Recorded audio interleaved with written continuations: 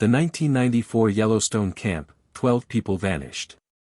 For 29 years, Rachel Morrison refused to talk about what happened at Yellowstone in 1994. She was supposed to be the 13th member of that camping trip. But at the last minute, she got sick. Stayed home. 12 of her friends went without her. And never came back. In 2023, Rachel finally agreed to an interview. And what she told me, changed everything I thought I knew about that night. They didn't vanish, she whispered. They were taken. And I know by what. Because 2 nights before they left, we all had the same dream. October, 2023. Portland, Oregon. I was sitting in Rachel Morrison's home. She was 42 years old. Living alone in a small house in a quiet neighborhood. No wedding ring. No children's photos. Just old photographs on the walls. From 1994. 12 faces. 12 friends. All missing. Rachel offered me coffee. Her hands were trembling. Why now? I asked. Why do you want to talk now, 29 years later? Rachel looked out the window. A long silence. Then she spoke. Because someone found the tunnel. I froze. What tunnel? The tunnel beneath Cascade Meadow. A geology team detected it last month. And they're preparing to go inside. But there are things they need to know. Things they need to be warned about. Because I know what's down there. Rachel sat down. Clasped her hands. It all started 2 weeks before. Before we left. July 8, 1994. Friday night. I was 13 years old. We were going to summer camp. Yellowstone. Cascade Meadow. With 12 of my friends. All of us from the same middle school. We were all excited. But that night I had a dream. I was in a dark forest. I knew it was Yellowstone, but it was different. The trees were taller. The sky was darker. And silence. There were no sounds. No birds. No insects. Just silence. And then I heard it. A humming. It was coming from underground. Low. Vibrating. As if a giant machine was running. In my dream, I knelt down. Put my ear to the ground. The humming was getting stronger. And I felt something. Under the earth. Something was moving. Then I woke up. It was 3:17 a.m. I was covered in sweat. My heart was racing. And the phone rang. It was Sarah. My best friend. Rachel, she said. Her voice was trembling. I had a weird dream. I was at Yellowstone and there was a sound coming from underground. My breath caught. Me too, I said. Silence. You too, she asked. Yes. The same dream. The same humming. That morning, all 12 of my friends called. They'd all had the same dream. All of us. Same night. Same forest. Same humming. And we were all scared. Rachel continued. I got sick on July 20th. 2 days before we were supposed to leave. I had a fever. 102 degrees. My mom took me to the doctor. The doctor said it was the flu. I needed rest. You can't go on the camping trip, my mom said. I cried. I cried so hard. Because I wanted to go with my friends. We'd been planning this trip for 2 years. But my mom was firm. No. You're too sick. On the morning of July 21st, my friends left. 12 people. 2 cars. Mr. Thompson and Mrs. Chen went as chaperones. 2 teachers. Sarah had called me. I wish you could come, she'd said. It won't be the same without you. Come back soon, I'd said. When you get back, tell me everything. Okay. I love you, Rachel. I love you too, Sarah. That was my last conversation with her. On the evening of July 22nd, my mom turned on the news. I saw the ticker at the bottom, 12 campers missing at Yellowstone. The screen froze. Mom, I said. Is that my friends? My mom picked up the phone. Called the school. 5 minutes later, she was crying, yes. It was my friends. The FBI report says this. July 22, 1994, 3:30 p.m. The group arrived at Cascade Meadow campsite. Ranger David Sullivan met them. Showed them the camping area. Everything was normal. 6 p.m. They set up their tents. 12 tents. In a circle. With a space in the middle for the campfire. 7:30 p.m. They ate dinner. Hot dogs. Corn. Marshmallows. 9 p.m. They sat around the campfire. Sang songs. Told ghost stories. 10:30 p.m. They went to their tents. Said goodnight.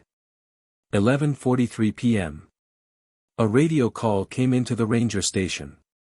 It was Mr. Thompson. His voice was tense. We're hearing something, he said. From underground. A humming. Very strange. We're going to check it out. Ranger Sullivan said, be careful. If it's a bear, back away. Understood. 11:47 p.m. A second call. This time it was Sarah's voice. One of the kids. Help. Something's happening. The ground is opening. Transmission cut out. Ranger Sullivan and his team immediately set out. But it took them 40 minutes to reach Cascade Meadow Camp. The road was dark and difficult. When they arrived at the campsite at 6:15 a.m. Everything was there. 12 tents. Zippers closed from the inside. The campfire was still smoldering. Dinner plates were still on the table. Half-eaten marshmallows. Sleeping bags were still warm. But the people were gone. 12 campers. 2 teachers. 14 people total. Had vanished. Rachel pulled out a photograph. A newspaper clipping from 1994. The FBI searched for 3 weeks. They brought K-9 dogs. Helicopters. Thermal cameras. They found no trace. No footprints. No blood. No signs of struggle. But, there was something. In the exact center of the camping area, right next to the fire pit, a crack. In the ground. In the earth. 30 centimeters wide. 2 meters long. And its depth couldn't be measured. The FBI lowered a cable. 50 meters. 100 meters. 200 meters. Never reached the bottom. And from the crack, an air current was coming. Upward. Warm air. And a smell. Sulfur. Burned rock. Geologists said, this is a geothermal crack. Yellowstone is a supervolcano. There are magma chambers underground. This crack probably connects to one of them. But this didn't make sense. Because that crack appeared overnight. What had Sarah said in her radio call? The ground is opening. The ground had actually opened. Rachel wiped her eyes. For 29 years, I blamed myself. Why did I get sick? I asked. Why me? If I'd been there, maybe I could have saved them. Maybe I could have done something. Or Or maybe I would have vanished too. And my family would have lost me. But the worst part was this. I was alive. They weren't. I grew up. They stayed 13 years old. Forever. I graduated high school. Went to college. Got a job. But I was never happy. Because every year, when July 22nd came, I remembered them. Every year, I had the same dream. Dark forest. Humming. Underground. And every time I heard their voices. Sarah's voice. Michael's voice. Emily's voice. Rachel, they said. Rachel, where are you? Why didn't you come? Help us. Please. Every night when I woke up, I was covered in sweat. And I knew they were still there. At Yellowstone. At Cascade Meadow. Underground. Waiting. September 2023. A geology team from Montana University was working at Yellowstone. Researching geothermal activity. When they came to Cascade Meadow, they did an underground radar scan. And they found something. 15 meters below the campsite. An unnatural structure. A tunnel. Straight. Horizontal. Man-made. But this was impossible. Because Cascade Meadow was miles away from any mine, no record of any historical tunnels. The team obtained an excavation permit. On October 1st, they started digging. On October 10th, they reached the tunnel. And they went inside. The tunnel was 2 meters wide. The ceiling was 2.5 meters high. The walls were rock. But not natural. As if they'd been cut. Smooth. Even. And the tunnel went down. Deep. Downward. The team advanced 200 meters. Then they stopped. Because on the walls, there was something. Carved words. In English. In a child's handwriting. Help US. July 22, 1994. We are here. And below. Rachel. Where are you? Come to me. It was Sarah's handwriting. Rachel covered her face with her hands. The team contacted me. A professor called. Ms. Morrison, he said. I don't know you, but your name is written in the tunnel. Someone named Sarah is calling for you. Is this related to the 1994 camp? My heart stopped. Yes, I said. Sarah. Sarah was my best friend. We'd like you to come to the tunnel. Maybe you'll remember something. 2 days later, I was at Yellowstone. Cascade Meadow. 29 years later. The camping area was still there. Empty. Silent. The trees had grown. But it gave the same feeling. And in the center was the excavation site. A large hole in the ground. Ladders going down. The professor gave me a helmet and flashlight. Are you ready? No. I wasn't ready. But Sarah was calling me. I went down. 10 meters. 20 meters. Then I reached the tunnel. It was dark. Cold. And that smell was there. Sulfur. I walked inside the tunnel. Touched the walls. Smooth. Cold. I advanced 50 meters. Then. I saw it. On the wall. On the left. Sarah's handwriting. Rachel. 1994, I'm Sarah. Why didn't you come? I'm so scared. Please come. I fell to my knees. Cried. Sarah, I said. I'm here. Finally here. But where are you? And then I heard it. The humming. It was coming from deep in the tunnel. The same humming. The humming from my dream. 29 years ago. It was still going. I told the professor, let's go deeper. He hesitated. Ms. Morrison, it might be dangerous. We don't know. I have to go. Sarah is there. The team came with me. 5 people. Flashlights.